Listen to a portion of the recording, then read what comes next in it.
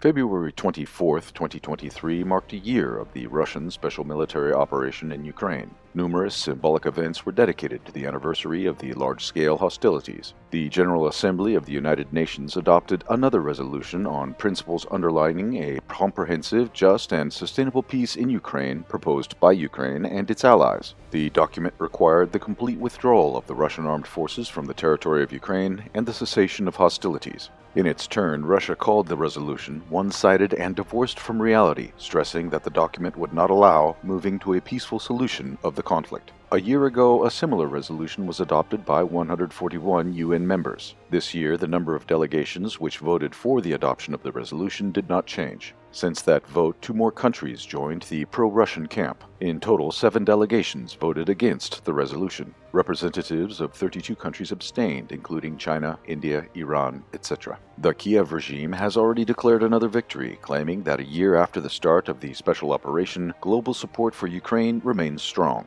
The resolutions of the UN General Assembly are of great political importance. However, they are not binding, since they only have the force of recommendation. A more real step towards peace in Ukraine was made by the People's Republic of China. The Chinese Foreign Ministry has published a 12-point plan for the settlement of the conflict in Ukraine. It included the need to respect the sovereignty and integrity of all countries and pointed to their equality. Beijing called for the abandonment of the Cold War mentality and pointed to the inadmissibility of ensuring regional security by strengthening and expanding military blocs. China opposed the escalation in the conflict, including the abuse of sanctions, and pointed out the need to create all conditions necessary for peace talks between Kiev and Moscow. Western countries responded with obvious irritation to China's plan. As soon as it came to a ceasefire in Ukraine, the White House suddenly remembered about the principle of sovereignty. Washington claimed that it would not dictate to Ukraine the conditions for the end of this conflict. Such claims were just another hypocritical attempt to veil the West's unwillingness to end the war.